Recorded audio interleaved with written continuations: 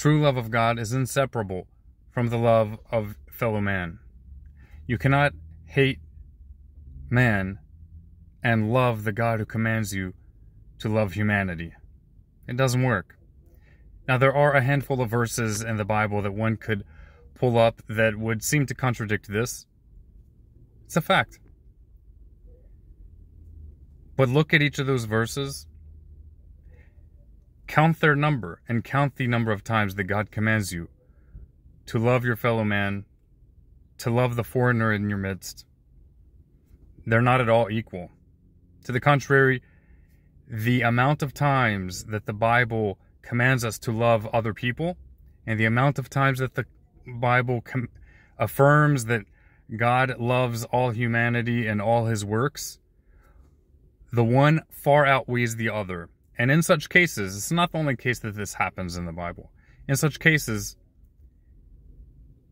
I think the most reasonable thing to do is to look at what the rule is, then look at the exception, and interpret the exception in light of the rule, and not vice versa. Don't try to understand the rule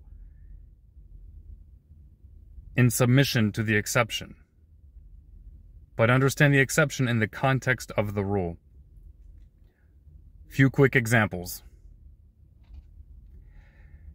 The Bible clearly allows for self-defense. Clearly allows you that if someone is coming to kill you, you can defend yourself. Not only that, but you should defend someone else if you see that someone is pursuing someone else to kill them or severely harm them. You should intervene if you're able. So it goes without saying that in such exceptional cases, these are not the rule. People don't do that every day. In such exceptional cases, your actions can reflect hate, right? Hate is not just an emotion, but it's also an action, and it's an emotion that facilitates certain negative actions. Same thing with love. Love is not merely an emotion, it's also an action. And when it's an emotion that facilitates certain types of actions. So when I kill someone, God forbid that I should be in such a situation, when I kill them, it wouldn't be an accurate description to say that I'm showing them love and affection. But in doing so, if I kill someone because it's an act of self-defense and they are actively trying to harm me, then to not kill them, to not severely restrain them, that would be an act of hate toward humanity as a whole. Similarly, when it comes to the words of Jesus, when he said,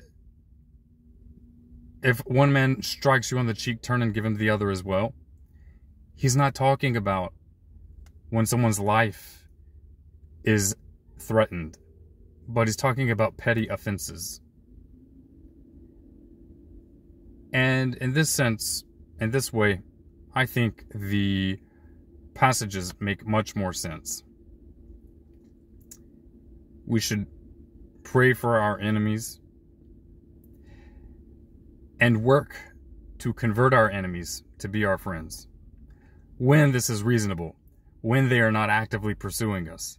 If they're actively pursuing us to end our lives, God forbid that we should try to engage people who are coming at us with a knife. That is the approach of the insane. Yalla bye. Shabbat shalom.